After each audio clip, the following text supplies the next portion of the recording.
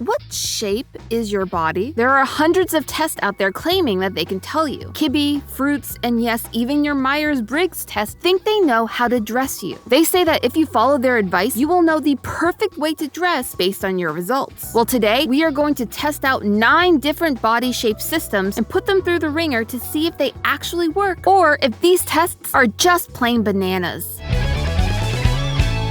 Hello Internet, welcome to Style Theory, the show that's in love with the shape of you. Speaking of shapes, this episode is shaping up to be a big one. Today, we are dipping our fashion toes into the ever-intimidating world of dressing for your body shape. If you don't know what I'm talking about, have you ever heard someone say something like, "Oh, you're pear-shaped, so you need to accentuate your top half and just kind of slim down your waist." But if you're an inverted triangle, that means you can't wear green on days that end with Y. Yeah, if I'm being honest, all of that sounds a little sus. And the thing is, there's not one definite answer. In fact, there's hundreds of people out there with their own systems that all claim to be the best one on the market. Find out your Kibbe type now! Learn how to dress for your somatotype. What VeggieTales character most resembles your figure? FYI, if I'm not the cucumber, I will riot. The advice out there is as numerous as it is uncomfortable. And speaking of uncomfortable, I know analyzing your body in excruciating detail can be, well, excruciating. There are plenty of parts of my body that I'd rather not put out there on the internet because for me, they make me feel very self-conscious. I've gone through and am still going through a big journey of self-confidence when it comes to loving my body. And part of that is doing an episode like this, where I let my body take center stage so that you theorists get to learn something that may change the way that you look at your own body and your clothes. And so I've compiled a list of 9 of the most common body shape systems, and I'm going to try each and every last one of them. I'll be poking, prodding, and measuring every square inch of my body in order to see which of these tests actually provide good advice, or if they're all just preying on our insecurities to make a quick buck. So get your measuring tapes ready, theorists, because we're about to learn how to dress for your unique body yaddy yaddy yaddy yaddy. We are going to divide our 9 systems into 3 different categories. We have our Kibbe style systems, our shape matching systems, and our personality-driven systems. Yes, apparently dressing for your body type could be determined by your personality. It's a little wild, so I suggest sticking around for that part. We are going to go through each category to compare our results and see what advice works and what advice should be returned to the store for a full refund. And yes, I do mean we. I've invited a second member of Team Theorist to take these tests with me. And to get both sides of the story,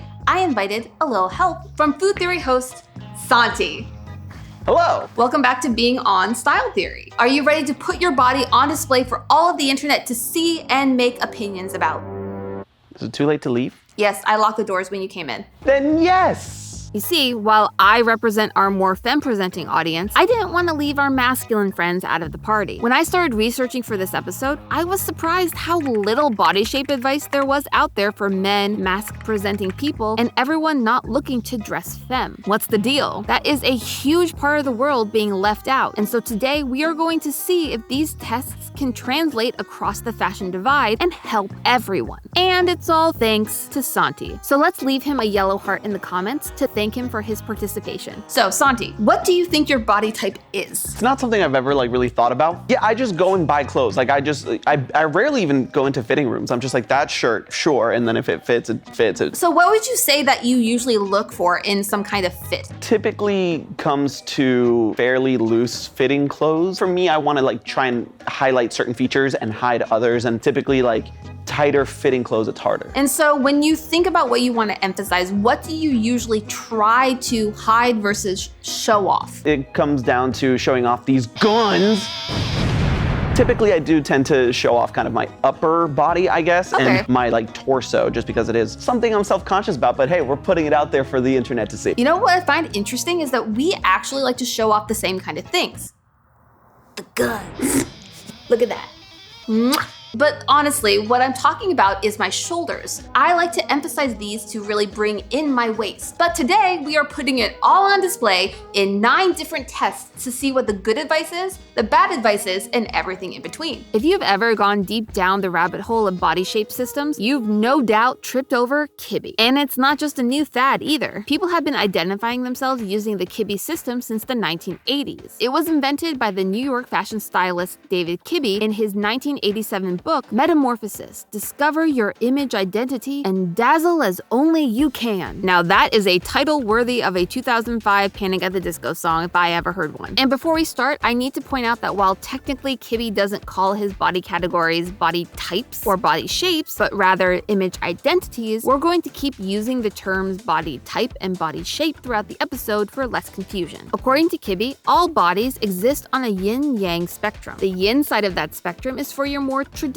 feminine features, which Kibbe defines as bodies that are shorter, softer, and rounder. Marilyn Monroe is usually the poster child for your pure yin body type. On the other end of the spectrum is yang, or your more masculine features. Those who are taller with more sharp and angular features, someone like Cate Blanchett. And another thing to note, unlike a lot of other body systems, Kibbe's types are not based on body weight. There are people of all sizes in each category. The Kibbe system focuses on more unchanging features like bone structure, height, hand and foot size, etc. And to find where you fall on that spectrum, Kibbe has a very intense 16-question quiz that will sort you into one of its 13 different body types. For this quiz, Kibbe actually recommends that you take a photo of yourself at chest level in a neutral position, wearing as few layers as possible, i.e. a bathing suit or underwear. But since Santi and I need to remain monetization friendly on this channel, we went with some basic body-hugging clothing for our base outfit. Kibbe also recommends getting a loved one to help you be more objective with your answers. But today I just have Santi, so we all work with what we've got. And oh boy, this test was very thorough. Have you ever had to figure out if you appear tall? Not if you are actually tall, but if you appear tall to other people. Basically, if someone has said, "I thought you'd be taller," it means that your vertical line, as Kibbe calls it, is tall. Here, let's take a look at me as an example. How tall would you guess I am? Am I tall? Am I short? Most of the time, people tell me I give off tall energy, but in reality, I'm about 5', 5.5", 5'6" on a good day if I've stretched. Santi also said he had a tall vertical line, but not everything in the Kibbe test is so wholesome. I have never heard the word fleshy so much in such a short span of time. Ugh. It's like the word moist. It just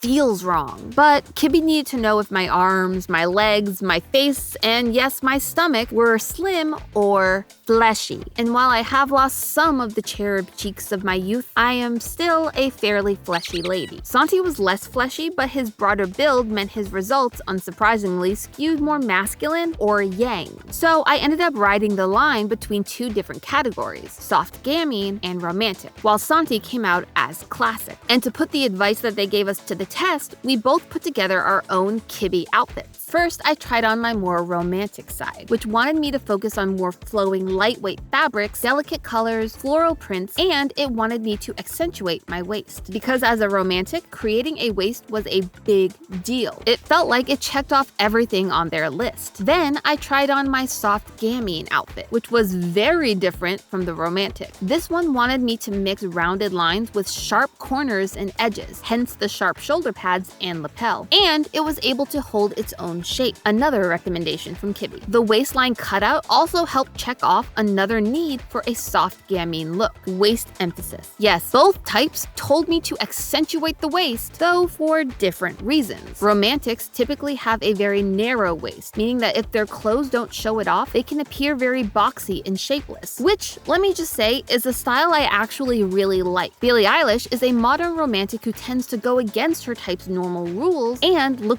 good doing it. Soft gamines, on the other hand, have a very low bust to hip to waist ratio, so the waist emphasis here helps create the illusion of a waist where there was none. Santi, with his classic classification, was advised to lean into symmetrical prints, like the one you see on his shirt here, and to wear softer flowing fabrics in classic cuts to strike a balance between hard and soft lines. And he was also told to try and slightly emphasize his waist without breaking up his full silhouette. But how did we actually like the outfits we put together from this advice? This is my soft gamine, which apparently gamine means mischievous street urchin, which is totally the vibe I'm giving off in this outfit. I mean, it's how I describe you to people when, like, if they don't know you and I have to say, like, who you are, street urchin. That's fair. I actually like the really bold patterns, and it also has the cutouts that they say will help emphasize my waist. So it really met all the criteria for this outfit. The romantic was not quite my color scheme. I'm not super into like full pastel, really soft colors. It tends to wash me out, though I do love a nice little bit of flowy nature. Speaking of, your shirt. It's very flowy. Right? This is a departure for me. I landed kind of squarely in the classic category. It makes sense. I tend to gravitate towards more classic looks. The results did say to emphasize straight lines and symmetry, so I figured this would be a good kind of example of that while keeping big exaggerated shapes to a minimum. The way that this symmetry works and the straight lines help draw you in, this is actually a great shirt for that. Yeah, no, and I agree. Like, I tend to think of myself as like thick, so it's nice to kind of help have that form, and the vertical line I feel like helps with that, but it's also just nice and flowy and lightweight. I feel like this shirt was actually tighter than your first shirt that you came in at. And it really does like hug you in a different way that I feel like is slightly more flattering than your actual t-shirt that you were wearing before. And this shirt had one other key feature that was really working for Santi, the hemline. Where his previous t-shirt hit lower and had a straight hem, this one curved up at his hips, hanging lower in the front and the back. This helped give him the appearance of being taller by elongating his legs. And then Santi made a keen observation about my outfit. Are those bananas? Yeah, they're bananas. Food theory. I was trying to make you feel at home on this channel by bringing in the food. Well, I appreciate it. It's almost like I'm at home. So while the test was definitely intense and not a little bit invasive, when we finally got down to the advice, Santi and I were pretty happy with the results. But while Kibbe might be the main name in the space, he's not the only one. Fashion professor Harriet McJimsey and stylist John Kitchener each have their own system that use the yin-yang spectrum. And hey, before you go accusing them of plagiarism, in the case of McJimsey, her book actually came first. And if we're really being fair, none of these people invented these terms. They're terms that the fashion industry has used for years. And many of the body type names themselves, like ingenue and gamine, just come from different French words that were used to describe different types of women. I'm not sure I exactly love that for womankind, but you know, that might just be the street urchin in me. But while these systems use a lot of the same language, not all of them will give us the same answer.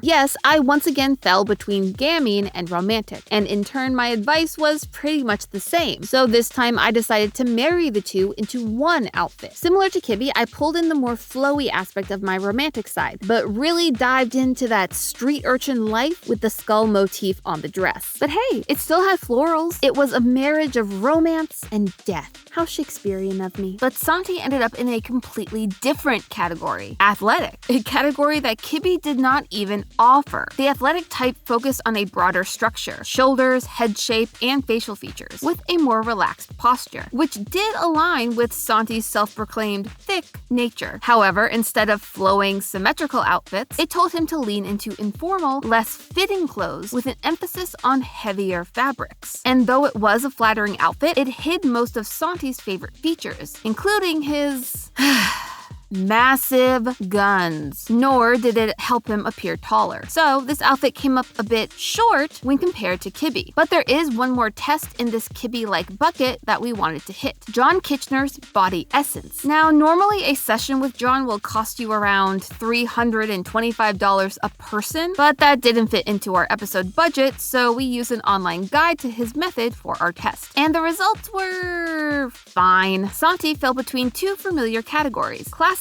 and neutral. And so this time he tried his hand at mixing the two, pairing a tapered jacket with a slim-fitted long-sleeve polo. This jacket helped him highlight his favorite features much better than the McJimsey outfit did. But compared to the outfit he wore for Kibbe, it felt like the broad shoulders he was so proud of were getting lost. As for me, I once again fell between two categories, with my major being dramatic and my minor being romantic. A romantic cusper, if you will. So I paired the dramatic dramatic structured pants with this high contrast pattern jacket based on the guide's recommendations. The jacket actually helped serve both categories, as the peplum bottom brought a romantic flair to the outfit, as did the vibrant red of the shirt. But was I in love with it? Well, separately, yes. I love all the pieces, and it was definitely a dramatic statement, especially when you compare it to Santi's outfit. But altogether, I did feel a little bit like a live-action Cruella cosplayer who just happened to lose her wig.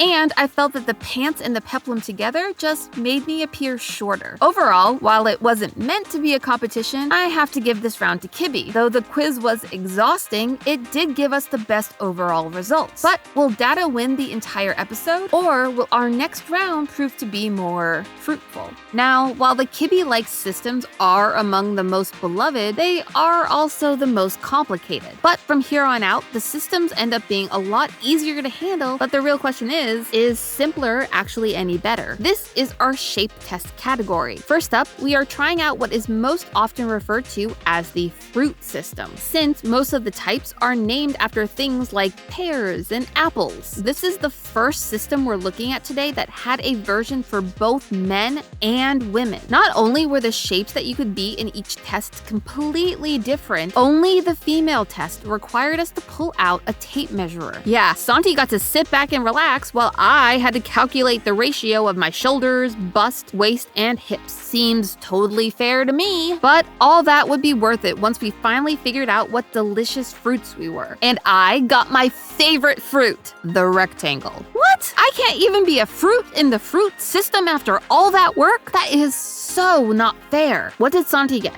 A trapezoid? We both just did a fruit test and both of us ended up as geometric shapes? Well, this geometry problem was certainly pushing Santi out of his comfort zone. For Santi's trapezoidal shape, the guides online recommended he avoid anything baggy at all costs, which eliminated a huge part of his wardrobe. Instead, they emphasized fit, fit, fit. Though, like Kibbe, they also suggested trying a vertical stripe to help him appear taller. And once again, it worked. The tighter fit helped to emphasize Santi's shoulders, while the untucked shirt kept him from looking, how did you put that, Santi? Thick. And once again, that curved hemline helped elongate his legs and make him look taller. Check, check, and check for all of Santi's personal goals. Then you had me. I was told once again to emphasize my waist to break up the rectangle. Now, I love my waist, but I was starting to feel like I was being put into this box when it came to the advice I was getting, while Santi was getting a lot of different options to try out. Yet, I had to admit that the outfit I put together for this one was one of my favorites. The dress had ruffles at the hip to add volume and counteract the elastic at the waist, just like they suggested. And it gave me the illusion of having a smaller waist. They also said to use structure, prints, and texture to create visual interest. And this dress did all of that. The ribbon especially helped draw the eye away from the areas I wanted to de-emphasize and to the areas I wanted to highlight, like my shoulders. All in all, I was happy with how this look turned out, but I was hoping that the rest of our tests would give me something a little more exciting. And now that I know what fruit I look like, it's time to smell like one too. Thanks to our sponsor for today's episode, Scentbird. Finding a signature scent has always been something I've struggled with. Too many options, and it's always so pricey. But Scentbird is changing the game when it comes to discovering your new signature smell. Each month, you get to choose from one of their carefully curated designer fragrances. Whether you're looking to try a new perfume, a cologne, or even a unisex option, Scentbird has a wide range to pick from, guaranteeing that you'll find something that you like. I love trying new scents. It makes me feel like I'm trying on a new persona with each different smell. This month, Scentbird was kind enough to let me pick 3 different options to try out. The first one I picked out was Elysium by Roja, whose bright scent makes a rectangular fruit like me feel like the star of the orchard thanks to the splash of apple mixed with the overall citrus and herb notes. Next, I wanted to go a little more floral and live out my fairy tale fantasy with Avant Quintessence by Avant. Its blend of floral notes with the slight mix of patchouli and white musk makes it feel like I'm taking a moonlit stroll through the gardens of an old abandoned castle. It's like my ideal period drama. And finally, I wanted to try something a little more spicy.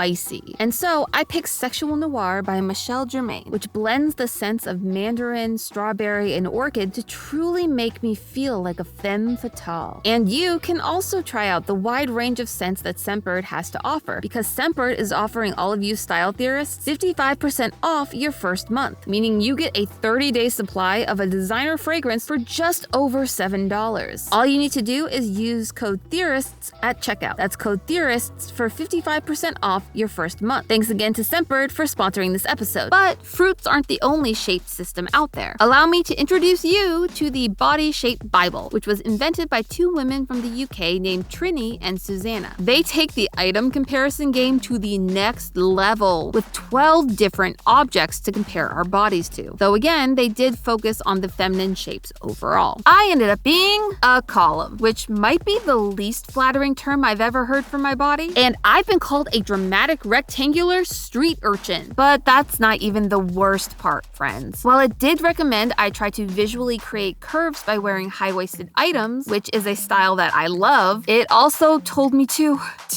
stay away from crop tops. Excuse me? Oh no, you can pry my crop tops from my cold, dead hands.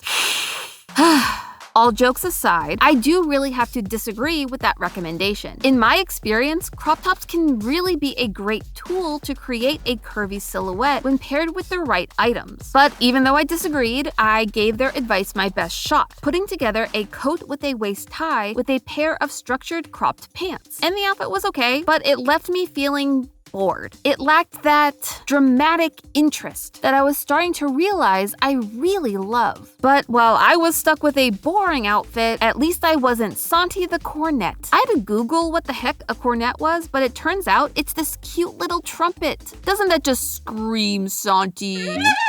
Okay, enough teasing. Santi was advised to go for shirts that nip in at the waist, which not only draws attention to the area Santi wanted to de-emphasize, but it also caused another issue, showing his skin to the world. In fact, Santi was going crazy after just the couple minutes it took to film this B-roll, because whenever he lifted his arm, let's just say we got a lot more Santi than we bargained for. But that brings us to the final test of this round, the Sheldon somatotypes. Invented in the 1940s by psychologist William Sheldon, he divided everyone into what he called the three somatotypes: the ectomorph, the endomorph, and the mesomorph. I feel like we're missing one here. The xenomorph. That one's me. Anyway, Sheldon published this in his book, The Atlas of Man, which has a less than stellar history. Many of the male college students who had to be photographed nude for this book were not fully informed about how the photos were going to be used. And then you have Sheldon's questionable beliefs when it comes to how your appearance dictates your personality. For example, according to Sheldon, mesomorph body types were more likely to end up as criminals, which is a level of body shaming I just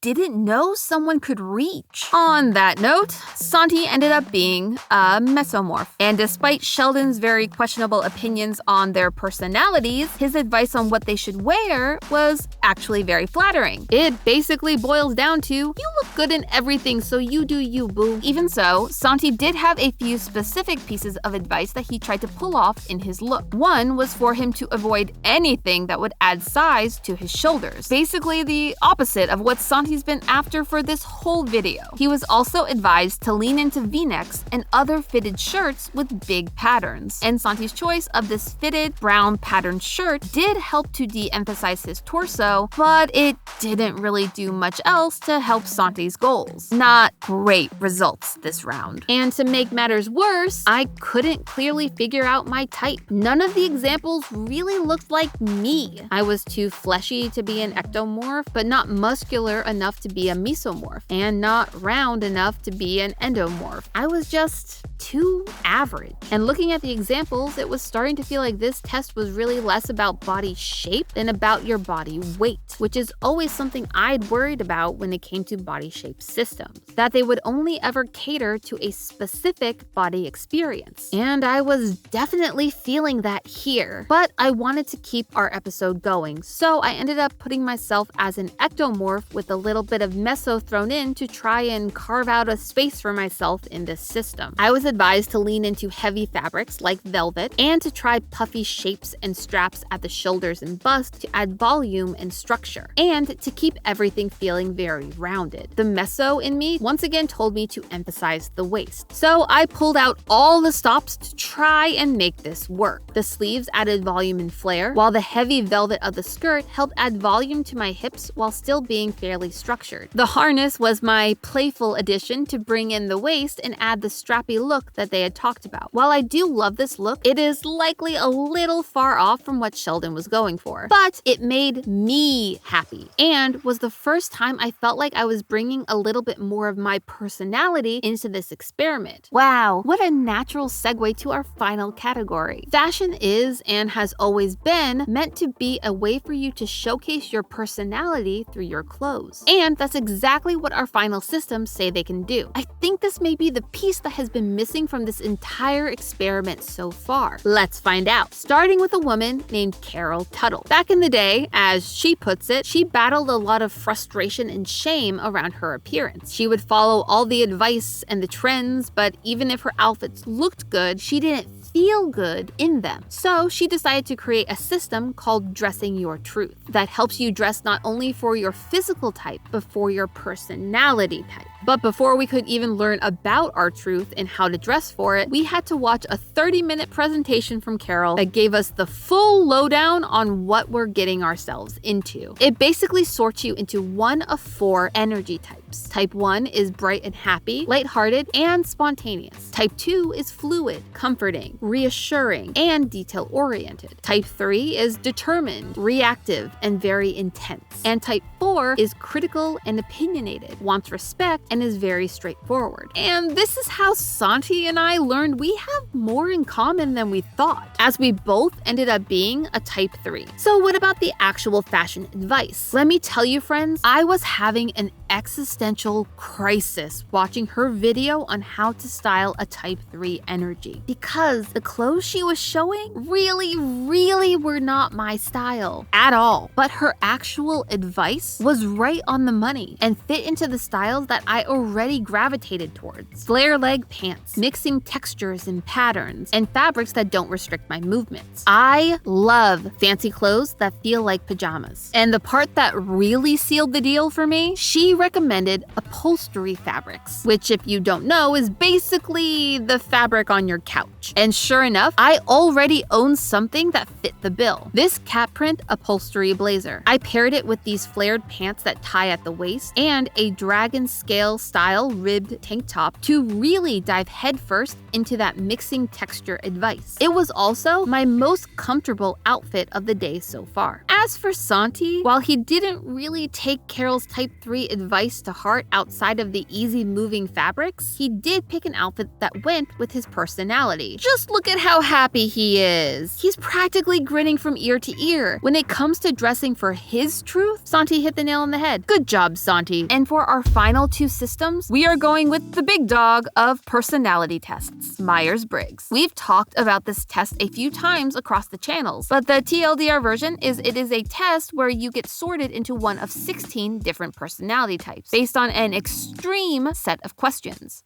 Kind of reminds me a lot of our Kibbe system. I am an INFJ, aka the advocate, and Santi is an ENTP, aka the debater. We looked at the advice from 2 different sites, the Psychology Junkie and Ultima 2, and it turns out they were nearly identical in their recommendations. So we put all of it into one final look. And let me just say, more than any other test I took today, this one felt like it understood me the most. Almost too well. It said that when I go out, I like to pair basics with big statement pieces, which, looking at the outfit I put together for this option, and heck, even most of the outfits I've worn today, is definitely true. But what really got me? It said that at home, I am a comfy slob in sweats, giant cardigans, and crew necks. Dang, I feel a little called out there. Accurately called out, but called out nonetheless. And Santi was feeling the same way. He was told that his type prefers comfortable, loose-fitting pieces of clothing, which is exactly what he told us at the start of the episode. Typically comes to fairly loose-fitting clothes. But it didn't end there. It also said that his type tends to enjoy clothing that resonates with something that they love. If they're a Star Wars fan, they might wear Star Wars t-shirts. And Santi, he loves wearing anime-themed apparel. The first time I met him, he told me about how he was so excited to rock a Naruto-themed outfit to VidCon. And lo and behold, his choice for today, to represent his entire personality, a Naruto t-shirt complete with a 9-tailed fox design on the back. Clearly, these systems had me and Santi pet. Santi, from what I understand, this is your favorite outfit. Oh yeah.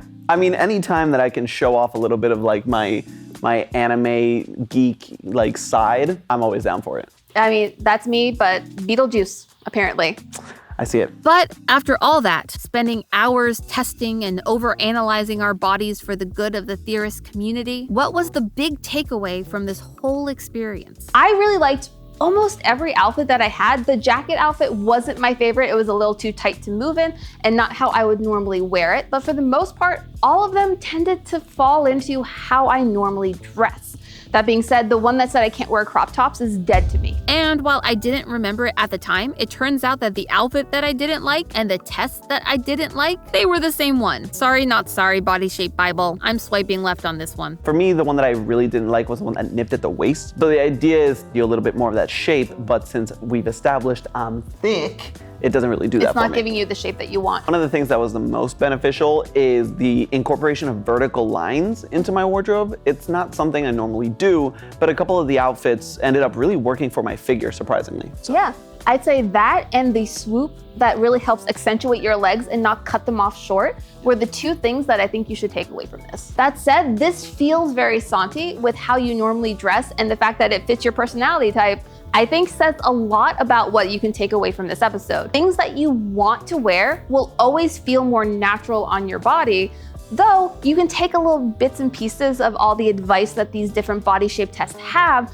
to really help learn the different ways of accentuating and de-emphasizing different parts of your body depending on what you're looking to show off. I feel like over the course of my fashion journey getting to this point, I've learned a lot of those lessons already, but I never had the vocabulary and the words to express what I was trying to do, and now I do. After going through this gauntlet of body shapes, I ended up coming away with some really powerful takeaways. When it comes to specific advice on how to draw attention to or away from certain parts of our bodies, most of these tests did a good job offering some advice that actually does work. But you should only try to hide or emphasize a certain part of your figure if that's something that you want to do, not because some random person online or in a magazine told you to. They don't know you or your body. But the most important thing to take away from this episode is that when it comes down to it, our favorite outfits from today were not the ones where we were actively trying to hide or cover up sensitive areas, but instead they were the ones that just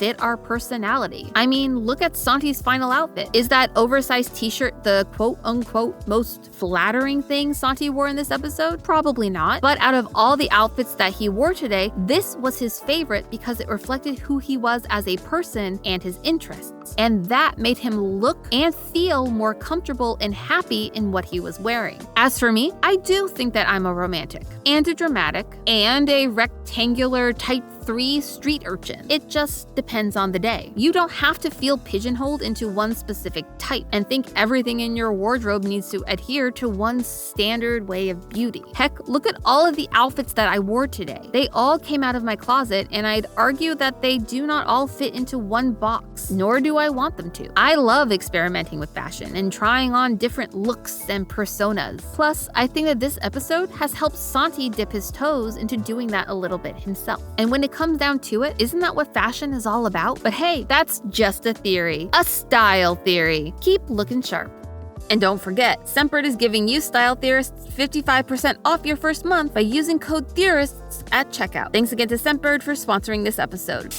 Man, it smells so good in here.